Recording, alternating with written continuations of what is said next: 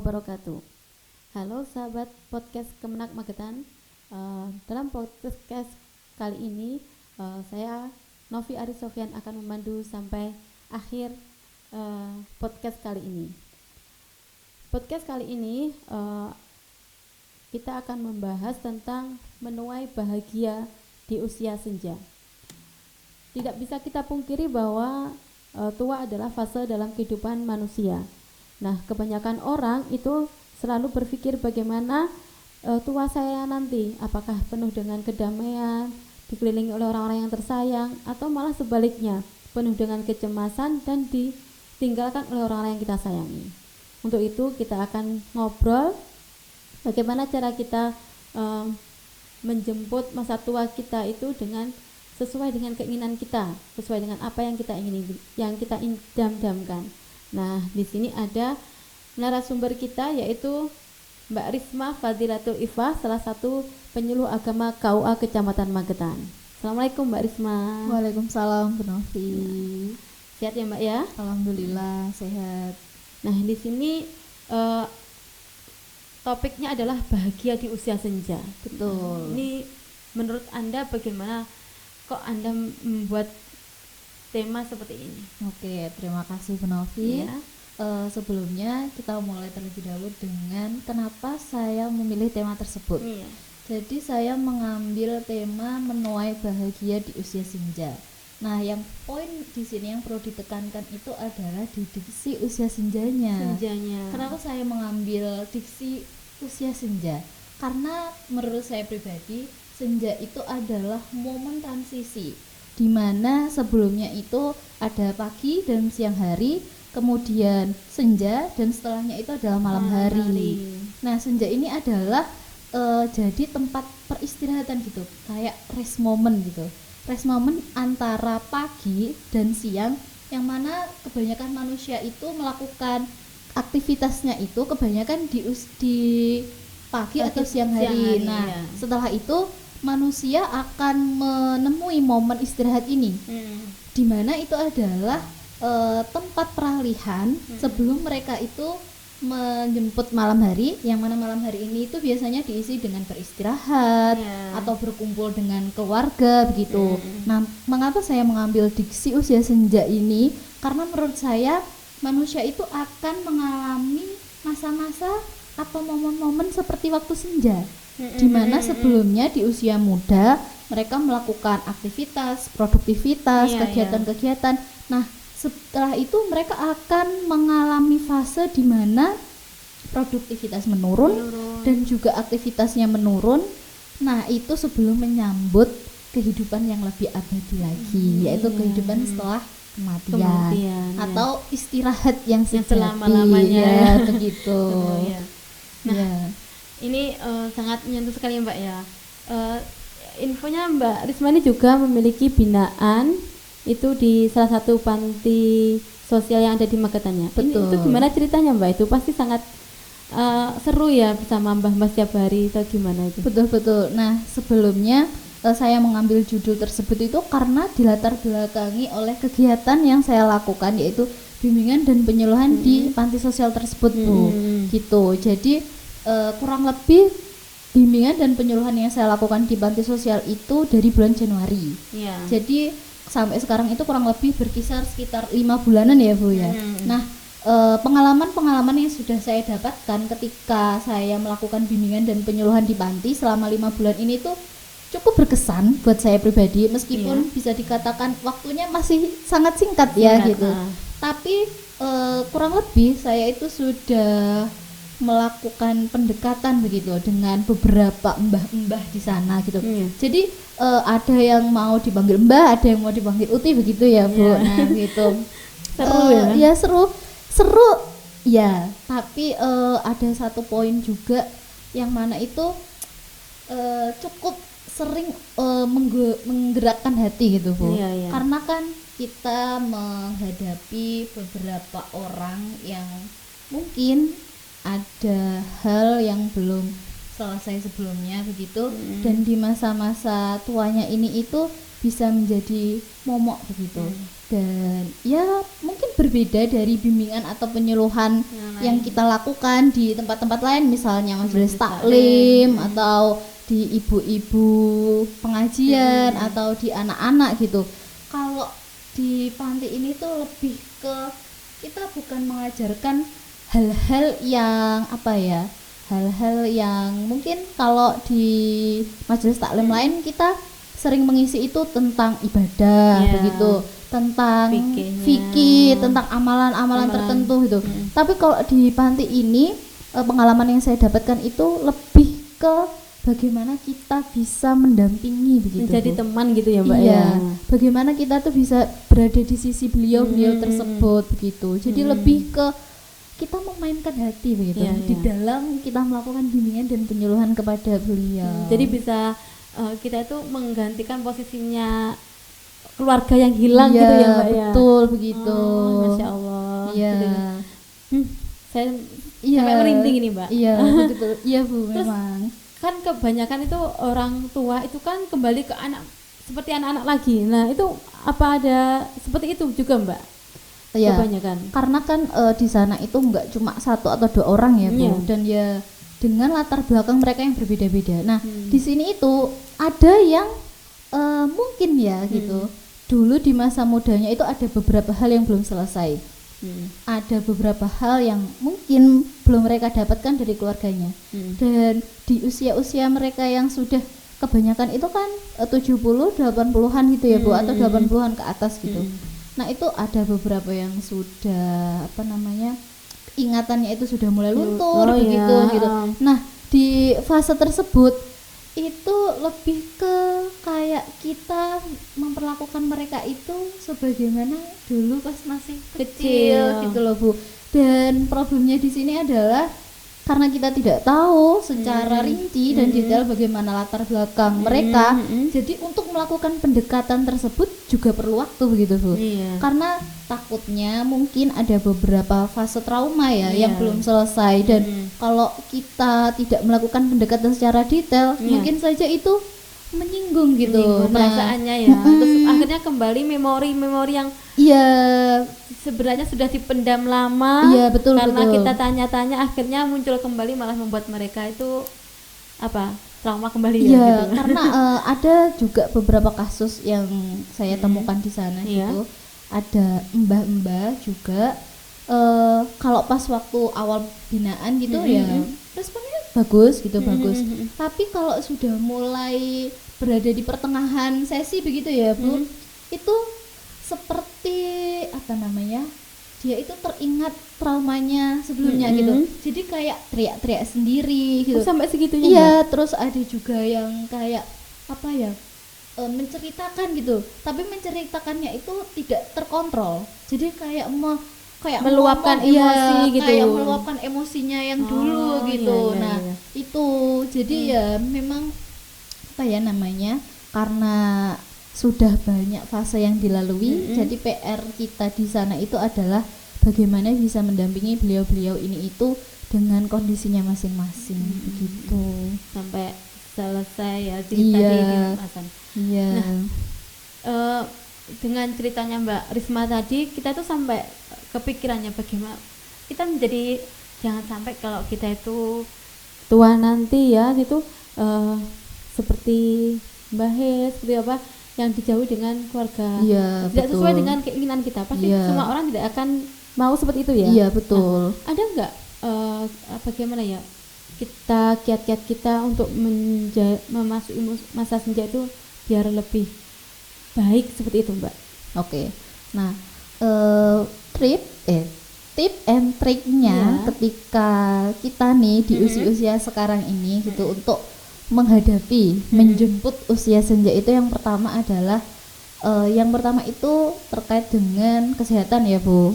Itu otomatis gitu. Karena kalau sudah usia tua itu fisik otomatis menurun kan gitu.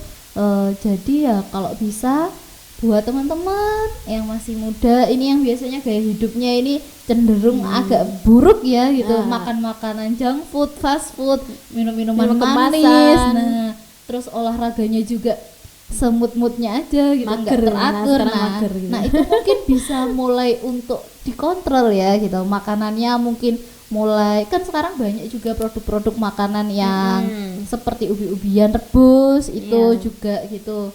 Nah itu mungkin mulai dari hal-hal yang demikian yang berkaitan dengan kondisi fisiknya nanti untuk tua gitu. Jadi salah satu hal yang saya saksikan di sana itu adalah ketika kita sakit tapi tidak mendapatkan dampingan dari anak cucu gitu, dari keluarga, itu juga menjadi salah satu problem gitu. Karena kan kalau orang sakit ya pastinya maunya Manja seperti pasti. itu. Tapi karena situasi dan kondisi di sana kan nggak mungkin juga Mbak ya.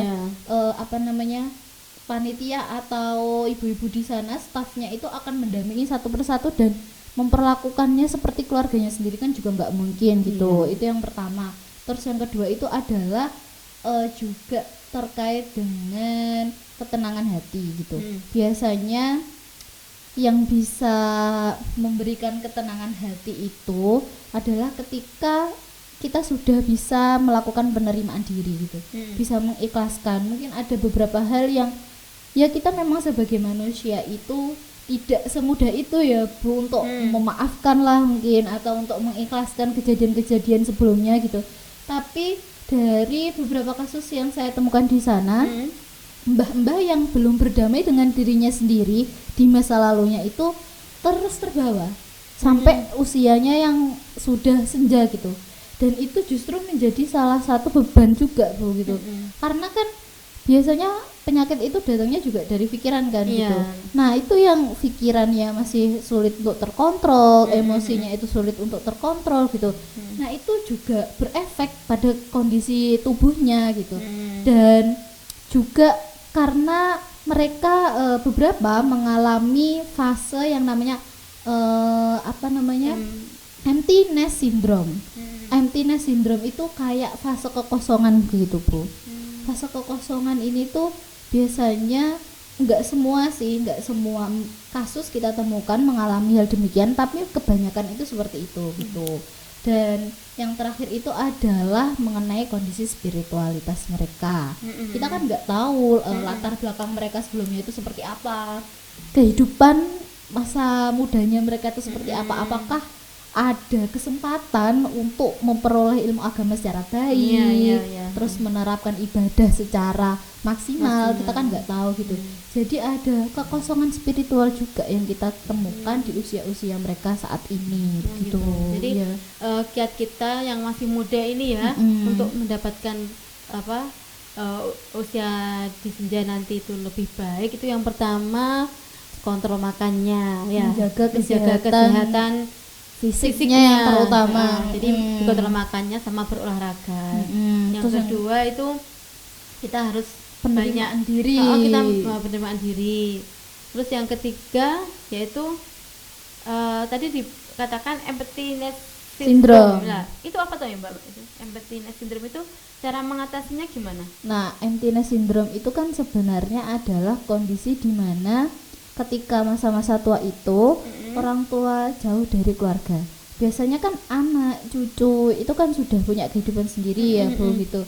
Entah mereka merantau untuk bekerja atau mengikuti pasangan. Nah, kondisi di sini ditemukan beberapa yang misalnya pasangannya itu sudah tidak ada gitu.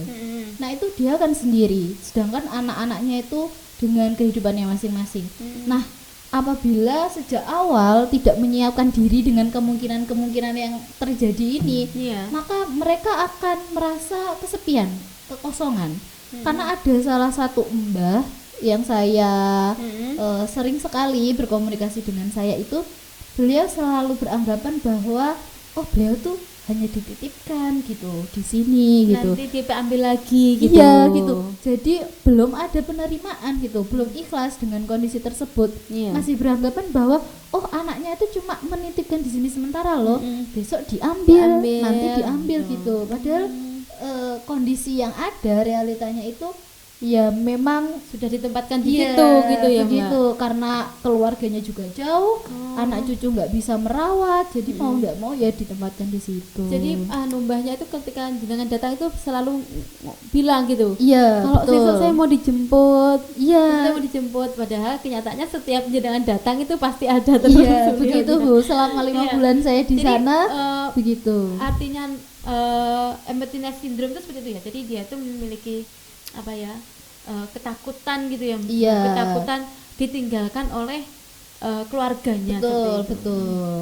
Ya itu mungkin salah satunya juga kita harus, kalau kita mau didampingi keluarga, kita juga harus baik dengan keluarga gitu Mbak. Nah, iya, Nah, itu seperti Bu. itu. Betul. Mungkin salah solusinya seperti itu.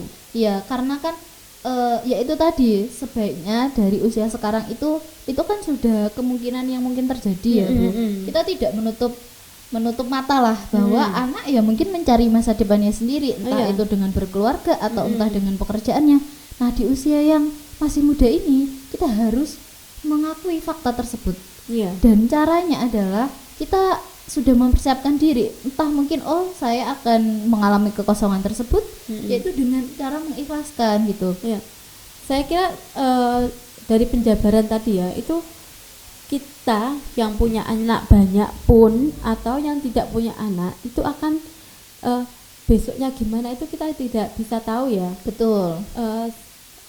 Tetangga saya itu juga ada seperti itu, dia juga banyak anak, tapi sampai akhir hayatnya dia juga tidak ditemani itu. Iya. Nah, tidak menjamin juga soalnya. Menjamin juga gitu. Jadi kalau bisa itu untuk mengatasi ini mungkin dengan kita tuh hidup di sini tuh sendiri, nanti kita itu juga sendiri, semuanya itu kita sendiri ya. Iya, di karena akhirat pun nanti kita juga sendiri kan, iya. seperti itu ya sebenarnya, walaupun sebenarnya memang ada pasangan kita dan ada keluarga kita, tapi sejatinya apapun kita harus bisa sendiri. Iya, itu ya gitu. Bu ya. Harus mempersiapkan diri gitu Bu. Iya. Masya Allah. Terus sesungguhnya apa ya yang memicu mereka itu, mentalnya mereka itu seperti itu, terus akhirnya bisa bagaimana cara, kan sudah terjadi mentalnya sudah seperti itu ya. Terus mengubah bisa menjadi bahagia itu gimana ya Mbak, supaya mentalnya itu yang dulunya down mungkin karena ditinggalkan keluarga dan sebagainya, mereka bisa bahagia lagi kan, tidak menutup kemungkinan kan seperti itu. Betul. Mungkin dengan di panti mereka merasa aku kok ditinggalkan keluargaku, tapi dengan bagaimana cara mereka itu mengubahnya, kita bisa mengubah menjadi bahagia seperti itu. Bagaimana? Kalau mengubah menjadi bahagia itu sebenarnya bahagia itu kan adalah sesuatu yang nggak bisa diukur gitu ya Bu. Kita juga nggak tahu kadar kebahagiaan satu orang dengan yang orang lain itu seperti apa gitu. Nah, peran kita di sana itu sebenarnya untuk membantu itu begitu.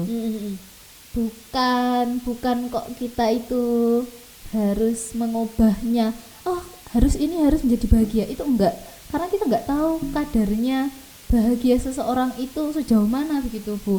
Dan kalau dari pengalaman yang saya lakukan pribadi, peran kita di sana itu mendampingi. Mungkin ada yang merasa mereka itu butuh diperhatikan gitu. Kalau saya pribadi, karena mungkin beberapa mbah di sana menganggap saya itu sebagai cucu, salah satu langkah yang saya lakukan itu adalah ya kita berperan sebagai cucu mereka gitu. Bukan hanya kegiatan kita di sana itu memberikan penyuluhan atau bimbingan yang terkait dengan ibadah agama, itu enggak Bu. Ya mungkin lebih relevan ke situ Mbak ya. Jadi begitu.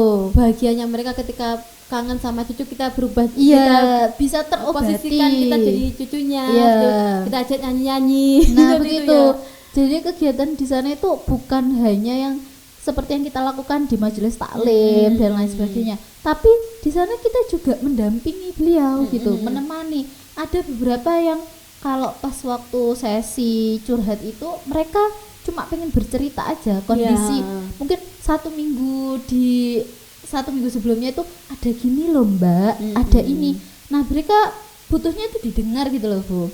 Dan ada juga yang kebetulan karena kebanyakan cucunya itu usianya seperti saya gitu.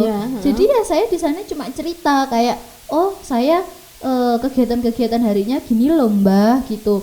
ya kayak gimana kita sebagai cucu ke mbahnya aja, terus cerita-cerita masalah kesehatan gitu. Mbah tuh harus menghindari minuman manis, mbah juga jangan makan yang pedas gitu. Ya bukan, peran kita di sana itu enggak hanya sebagai penyuluh agama yang memberikan penyuluhan gitu, tapi juga bisa mendampingi fase tersebut ya. gitu. Jadi lebih ke pendampingan gitu ya. Iya. Mungkin ya memang untuk tadi ya dikasih untuk ilmu yang lebih tinggi, mereka sudah tidak bukan fasenya iya, seperti bukan itu. Seperti itu ya. Nah, Masya Allah ini sangat menarik sekali.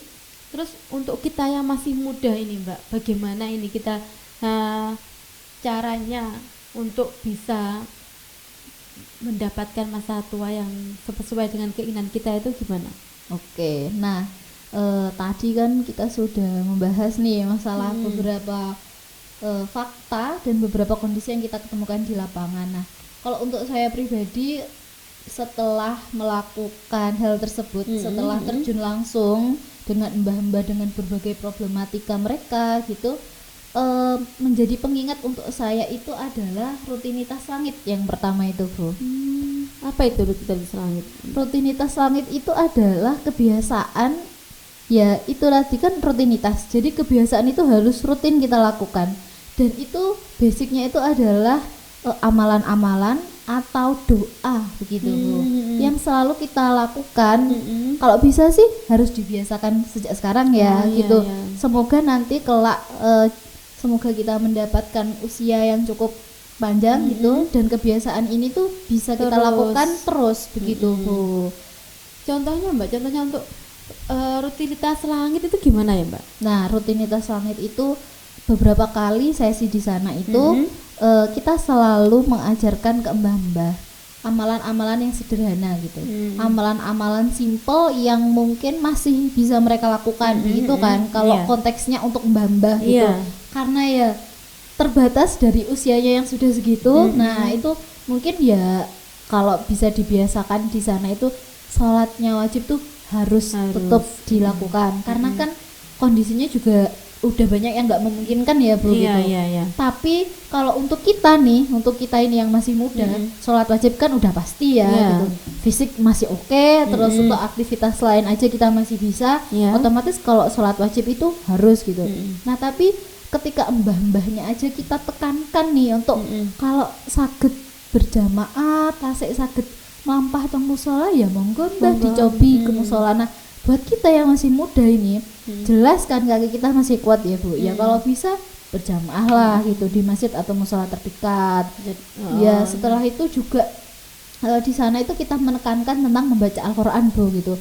Mungkin sudah tidak terlihat untuk membaca itu, tapi kita selalu memberikan saran yang bisa aja, Mbah, gitu. Misalnya surat-surat pendek, kalau bisa itu satu wisma kan gitu, satu kamar itu bareng-bareng kan, ada satu atau dua orang yang dominan gitu ya, Bu, yang pengetahuan agamanya memang lebih baik dari temannya. Itu kita selalu menyarankan monggo mbah yang itu untuk memimpin teman-temannya, enggak harus ayat-ayat atau surat yang panjang begitu, bisa yang ayat surat-surat pendek yang sehariannya itu dibaca untuk sholat, itu monggo untuk dirutinkan buat teman-temannya gitu, biar kalau ada temannya yang mungkin belum hafal itu paling enggak mau mendengarkan begitu.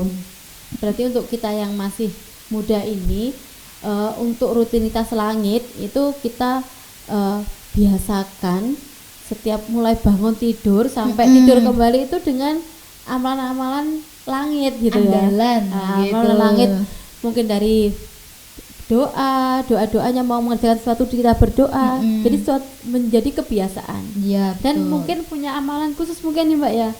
Amalan khusus untuk kita mendekatkan diri kepada Allah seperti itu.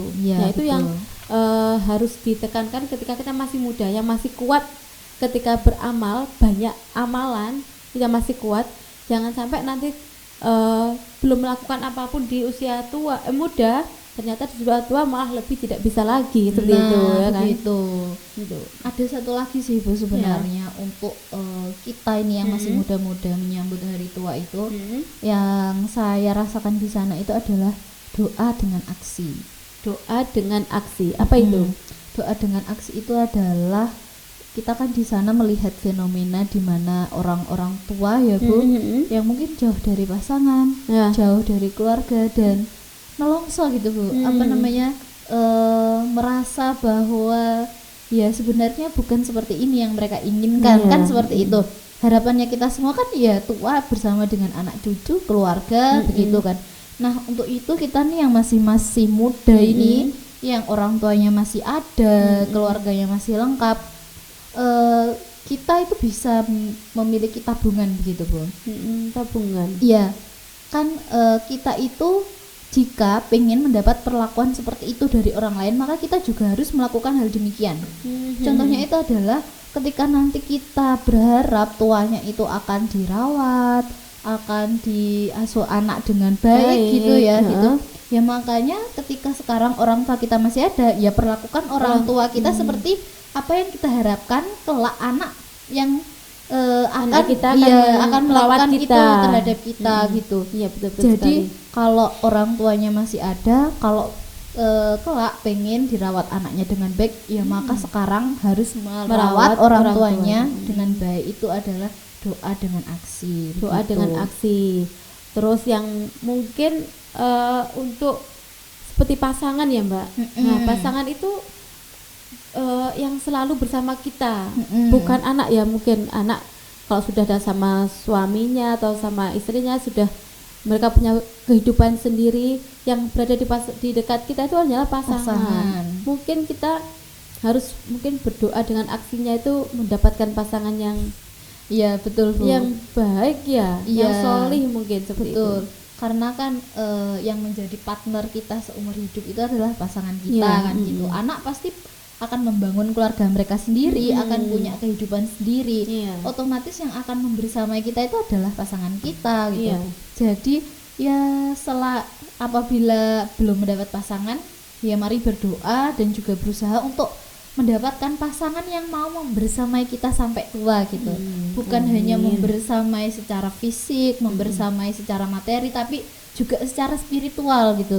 Jadi bisa membimbing kita sampai nanti gitu Bu. Dan juga kalau sekarang yang sudah memiliki pasangan gitu, ya mungkin mari untuk bersama-sama nabung begitulah Bu. Mari untuk saling mengasihi, saling menyayangi ke pasangan begitu. Dan semoga apa yang kita lakukan hari ini itu juga akan kita kita ambil buahnya nanti pas waktu kita tua. Ketika kita memperlakukan pasangan sekarang dengan baik, ya semoga tua kita nanti pasangan juga masih memperlakukan kita dengan baik dan bersama-sama sampai tua. Seperti kalau kita menikah, kalau semuanya berdoa gitu, semoga nanti sampai kakek nenek, kan seperti itu, ya kan? Sampai kakek nenek bisa selalu bersama. Nah, itu kan doanya seperti itu ya Bu ya. Betul. Ya itu berarti memang untuk masa muda ini kita itu sebenarnya kita mempersiapkan di usia tua kita ini itu dengan rutinitas langit dan berdoa. Jadi jangan sampai doa kita itu hanya untuk duniawi saja. Betul. Minta pekerjaan yang baik, mungkin anak yang soleh dan solihah dan sebagainya. Tapi kita lupa berdoa untuk diri kita sendiri di masa tua nanti kita bagaimana, itu kita kadang lupa nggih. Orang-orang itu kalau berdoa ya diberikan kesehatan, rezeki yang lancar, kan karir yang bagus kan seperti itu. Nah, tapi mereka lupa dengan berdoa dengan untuk dirinya sendiri di masa tua nanti seperti itu. Nah, ini untuk para anak muda ataupun yang masih kuat ya, coba kita mulai sisipkan doa untuk kita nanti di hari tua. Jadi kita berdoa untuk Allah memberikan masa tua yang berkah kan gitu. Kalau kita minta umur yang berkah, jadi walaupun panjang tapi bisa bermanfaat. Walaupun nanti tidak sampai tua ya kan, tapi juga bermanfaat. Masya Allah, ini tema sangat Masya Allah sekali. Ini sangat untuk kita itu jadi pegangan bagaimana menjemput masa depan yang lebih baik, tidak dengan kecemasan yang berlebih seperti itu. Betul.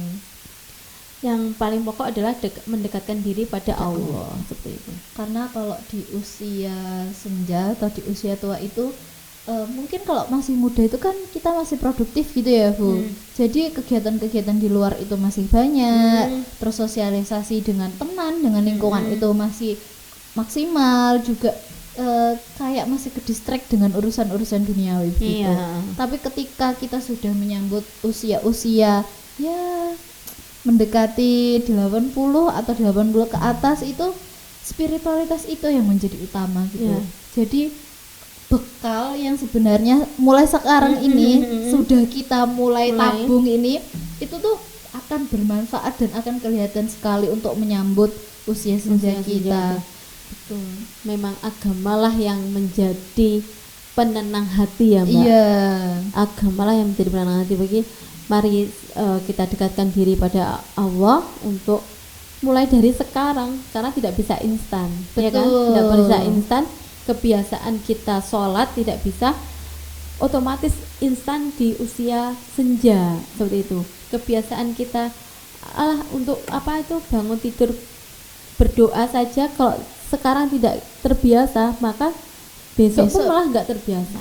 Kan seperti itu. Iya, makanya dari kecil itu kan kita dibiasakan untuk apa-apa berdoa dulu begitu kan ya.